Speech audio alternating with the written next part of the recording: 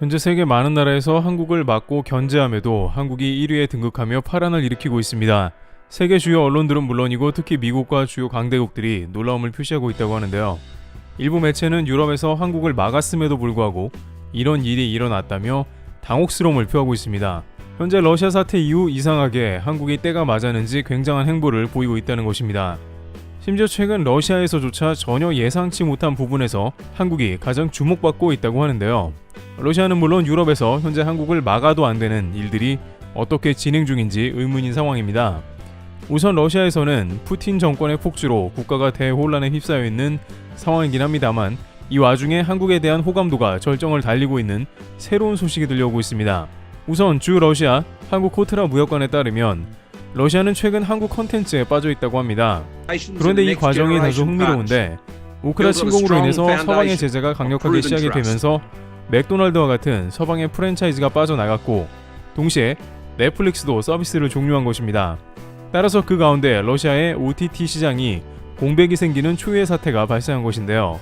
이 가운데 중국은 반색을 하면서 러시아에 중국의 아이치 등이 대거 진출을 노렸습니다. 중국은 이번에 러시아 사태로 인해서 가장 수혜를 보고 이득을 챙긴 국가로 알려졌습니다. 러시아로부터 값싼 가스 공급은 물론이고 러시아에서 한국 기업을 대거 앞질렀습니다. 한국의 현대차와 삼성 등 주요 산업 분야에서 중국이 치고 올라오는 모습이 보인 것이죠. 그런데 중국은 곧 매우 당혹스러움을 느꼈습니다. 소위 빈집털이를 중국이 크게 실패했다는 것인데요. 중국이 일단은 자동차나 모바일 분야는 점유율을 상당히 끌어올리는 데는 성공했다는 것인데 왜냐하면 러시아는 국토가 넓어 차가 반드시 필요하고 핸드폰은 없어서는 안 되는 것입니다. 그러나 구할 수 있는 것이 중국 것밖에 없으니 현대차나 삼성 갤럭시 폰을 쓰고 싶더라도 중국에 자리를 내줄 수밖에 없는 형국이며 업체들은 전쟁이 종료되길 바라고 있습니다. 그러나 한국의 드라마나 K-팝 등의 온라인 컨텐츠는 제재 대상이 아니라 여전히 존재하는 것입니다. 따라서 러시아에서는 넷플릭스에서 자주 보이던 한국 드라마를 선호하며 더욱 많이 보게 된 것이고 중국에서는 대거 컨텐츠 공급을 해봤습니다만 러시아인들이 외면했던 것으로 판단됩니다. 러시아인들은 중국 제품들이 범람하는 것과 중국 문화 컨텐츠들을 꺼려하는 것으로 보입니다. 일부 매체들은 러시아의 삼성이 10월에 복귀한다는 소식을 발표하는 등 루머가 돌고 있는데 한국 기업들이 다시 중국 점유율을 되찾아와야 한다는 목소리가 높아지고 있습니다. 한편 유럽에서는 또 다른 상황이 나오는데 한국 때문에 애를 먹고 있다는 것이고 최근에 일련의 뉴스들을 종합해 보면 결국 한국이 1위라고 분석이 나온 상황입니다.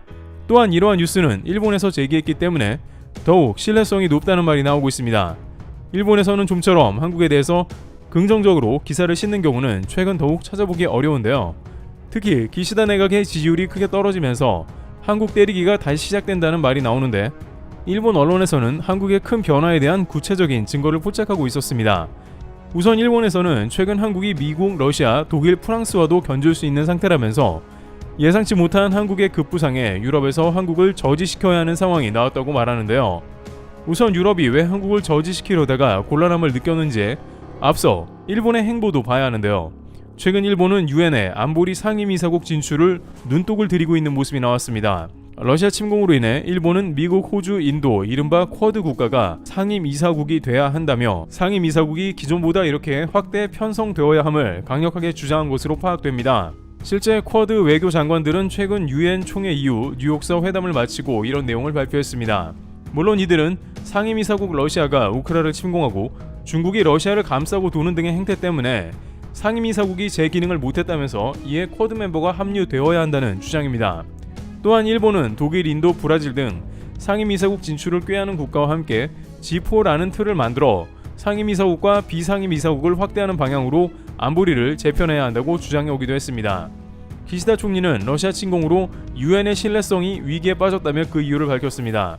그러나 일각에서는 일본은 물론 독일까지도 과거 전범국으로 말이 안 된다는 입장인데다가 기존 상임이사국인 중국, 러시아의 반대로 실현될 가능성이 매우 낮다고 했습니다. 그런데 일본이 이렇게 국제사회에서 다급함을 보이는 이유 중 하나로 한국이 언급되고 있습니다. 니케이에 따르면 한국의 군사적 잠재력이 이제 러시아 사태로 빛을 발하게 되었는데 일본에서는 이러한 주변국의 급부상이 부러우면서 경계감이 심하게 감돌고 있는 상황인 것입니다. 상임이사국은 군사력 지위도 포함이 되니 이를 서두르는 이유 중 하나일 수 있습니다. 그러면서 일본에서는 유럽에서 특히 한국이 러시아 특수를 보고 있다고 보도하는데요. 최근 미국과 프랑스가 민주진영에서 엄청난 무기 판매고를 올리고 있어 놀랐지만 한국이 그와 비슷한 숫자를 기록하기 시작했는데 이는 지금까지 상상하지 못하던 장면인 것입니다. 일본 군사 채널에 따르면 제1강 미국을 제외하고 민주진영에서 프랑스는 아랍에미리트에서 26조 원의 라팔 전투기 판매를 올리면서 전세계 군사 판매국들의 부러움을 샀다고 전합니다. 특히 미국이 머쓱했던 곳은 F-35를 구매하려던 협상이 유야무야 된 것을 프랑스가 치고 들어갔고, 이것을 지난 70조 원 호주 잠수함 프로젝트로 프랑스 뒤통수를 친 미국에 복수했다는 것입니다.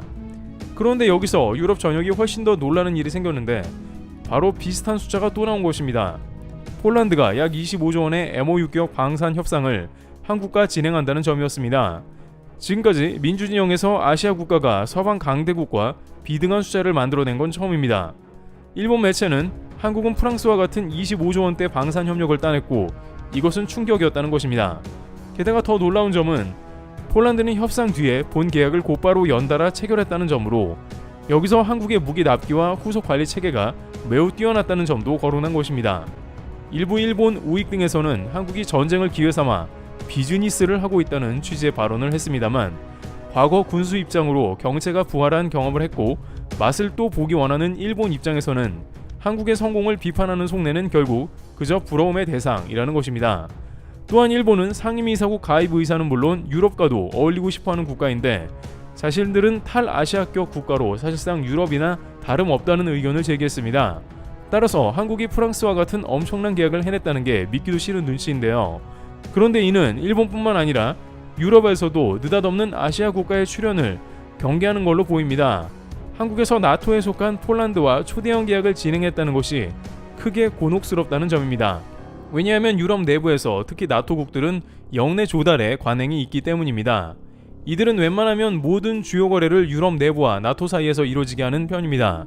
특히 군사 분야는 더 그런데 그런 면에서 한국을 막아야 하는 입장이었던 것이죠. 한국은 나토 협력 파트너십이지 나토는 아닌데 폴란드가 이걸 심하게 깨버린 것입니다.